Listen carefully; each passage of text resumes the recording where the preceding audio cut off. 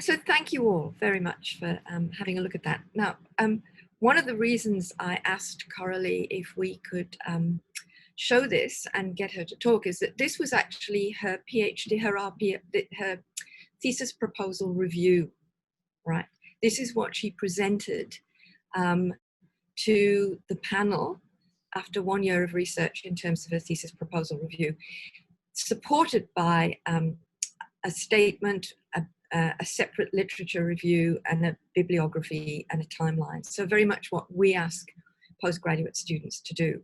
But I just thought as a form of presentation that, and I don't know if you agree with me, that it was an extremely effective way of getting the overall thrust and direction and the theory that underpinned your thesis across. And I was hoping that this might inspire some of our PhD students and you and people as supervisors to encourage their students who might find the actual presentation of doing an RPR thesis proposal quite intimidating in person.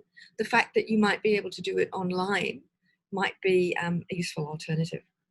Anyway, let me now ask Coralie a couple of questions, because Coralie, it's a while since you did that, and I believe you've also, in the way that things happen, things move on, and you discovered that there was in fact already a kind of rich vein of eco-noir theory. So would you like to just say a little bit about what you've discovered since then, and then we'll ask people to ask questions. Yes, thank you, Sue, and thank you, everybody. And thank you, Lucas, for saying that you enjoyed the slow pace. It's sort of it's a little bit of time out from our hectic lives. Yes, well, interestingly enough, very soon after presenting that, I thought, oh, rightio, I'm going to dive back into the research. And so I dived back in and I sorted by most recent, 2020. And there was a publication saying exactly what I was saying, citing the same, sources and all sorts of things. So my balloon deflated somewhat. But since then, it's actually been seen as a benefit, so that I don't need to actually go into the definition of eco-noir and proving that it's actually a thing. However, I can more roundly define it as a disparate genre in the television landscape, and investigate it more deeply in terms of the philosophy behind it. And so it's led me down different paths. And I'm sure I'm going to go down a lot more paths with it. Currently, I'm looking at wondering, and I'll put this out to everybody if they think it might be a thing, whether eco-noir is in effect an invocation of archetypes in times of existential crisis.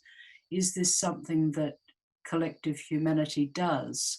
Do we reach for this simplification in the form of archetypical representation to not just assuage our anxieties, but to actually explicate what's going on, put in very simplistic terms? I've been thinking about that. And I've also been thinking about the long history, the long relationship that the detective figure has had with the supernatural, which goes way back, to, I was thinking about the Hound of the Baskervilles in literature. So it's sort of like a little marriage made in heaven, really, that seems to explicate the binary tensions between the rational and the irrational, and is a meeting of those two forms.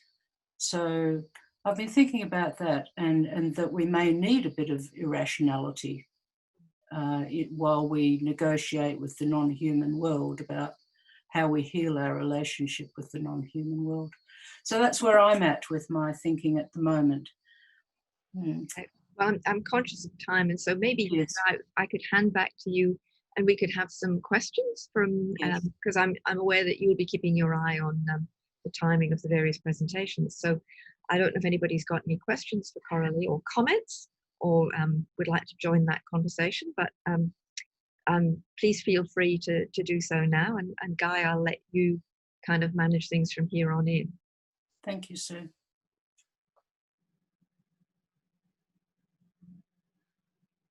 I can see Steiner's got a question there. Yes, well, thank you, Coralie. That was a terrific presentation.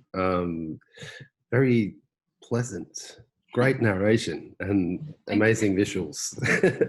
I'm kind of interested in this. You know, I'll declare before I continue that I am Norwegian. So you know, Well, I'm interested in you. I do spend some time on SBS On Demand Yes. to see what's happening at home. And I guess what I'm kind of interested in there in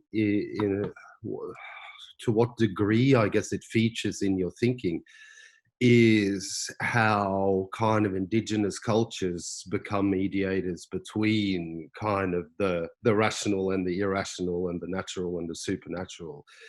And to me, just this sort of new wave of Nordic Noir and the way that it's spreading just seems to be this like amazing way for the creative industries to kind of deal with their indigenous problem, you know, in some way, and actually to investigate their sort of ways and their culture. So I'm wondering, you know, where are your thinking in that sort of space? Is that part of what you're doing?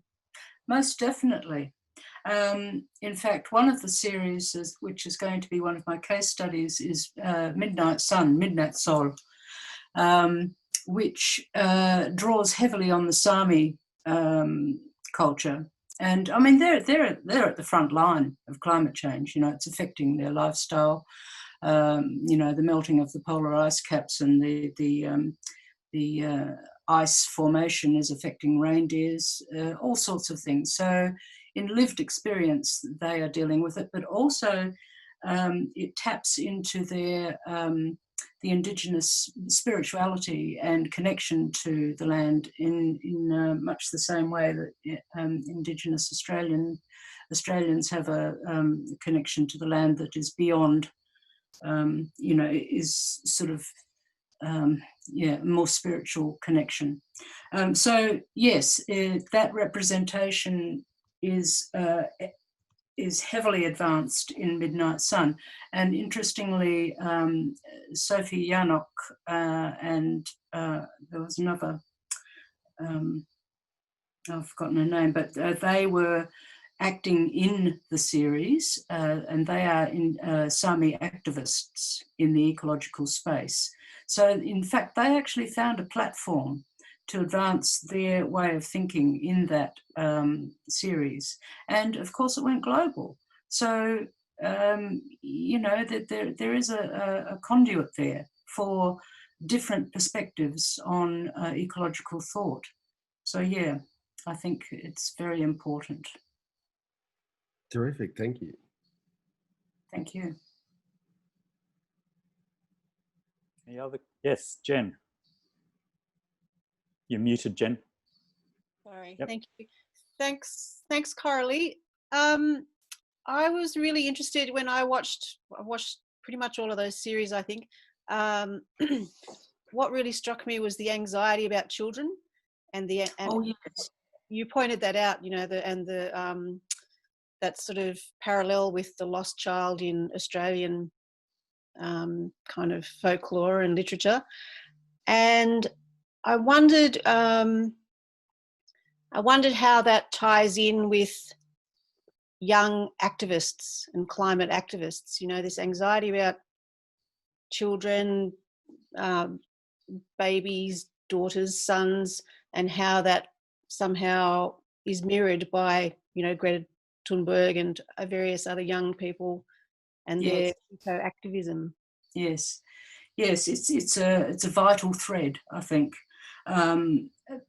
because it encapsulates a really raw, primal, existential angst about the continuation of humanity. Really, I mean, you know, I noticed that there's documentary coming up called Extinction. Yeah, and I'm thinking, well, yeah, and a lot of the young activists are actually organising under the umbrella of Extinction Revolution, so it's very much in their thinking. So I think the figure of the lost child in folklore encapsulates that particular anxiety about the loss of the future. About and it's such a deep primal loss. You can't get worse than that, really, than a missing child. So it's very prominent in the Australian psyche, and that's going to be part of my investigation into eco-noir, particularly with the gloaming. But it features over every eco-noir text. There's always a lost child somewhere in there, you know. So, and not just in eco-noir, it's across a lot of other, you know, media, you know, products. The lost child is a bit of an obsession across the board.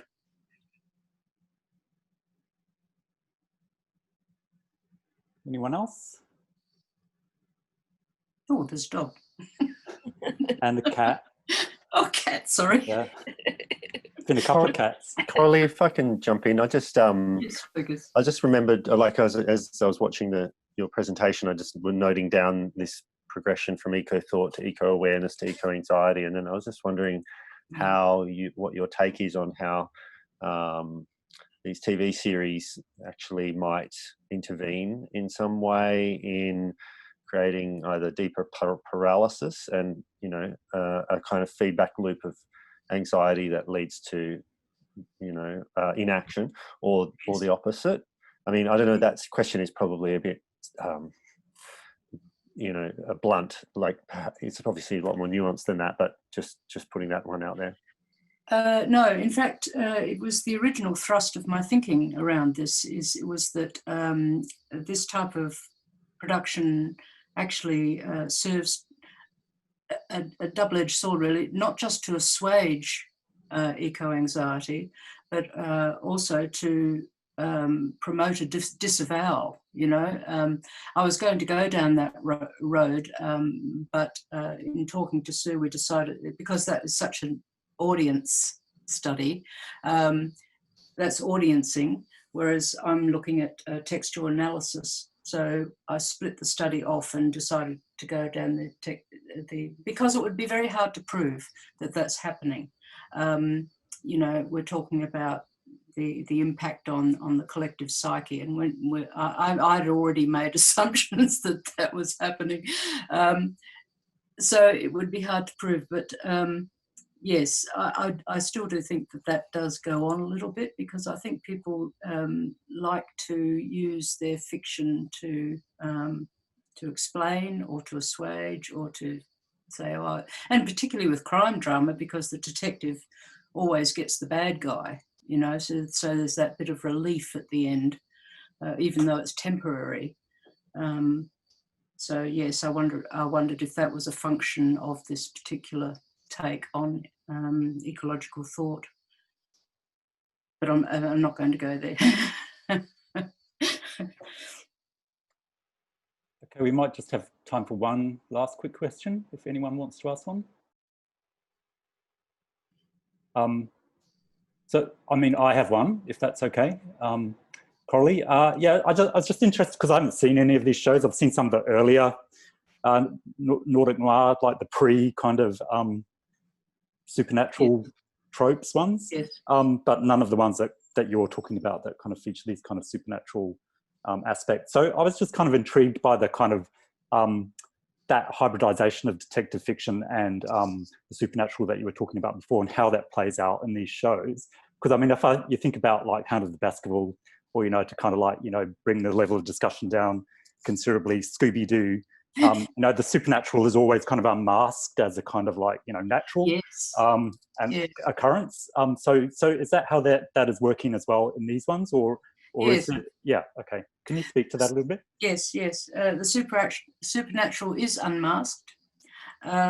It's usually revealed that the monster in the woods is a person, is human. However, there's an inkling that a suggestion that that's not all that's going on. Right, you know, right. it's left hanging. It's sort of an ambiguous ending, and it makes you sort of think, oh, maybe there is something else going on, and it sort of tickles that Right. sort of imagination, or tickles that so that's why I think that it does encourage that sort of irrational thought, I suppose, that is going to be necessary in negotiating the more symbiosis of the human and the non-human world. An entertainment of that irrationality, or something else is going on. I mean, the indigenous people do it quite naturally. We've lost it, unfortunately. So we tend to then look at our folkloric background to stimulate that, I suppose, maybe subconsciously. Anyway, so that's the way I'm thinking. Yes, that it's always revealed that there's a human behind it. But there's a residue. Right. Perhaps. Yeah. Great. Fantastic. Thank you, Guy. And that brings us extremely well up to time, because we did start a bit late, but we're kind of running to schedule on that late start. So thanks again, Coralie and Sue. And we're going to move on to our second presentation.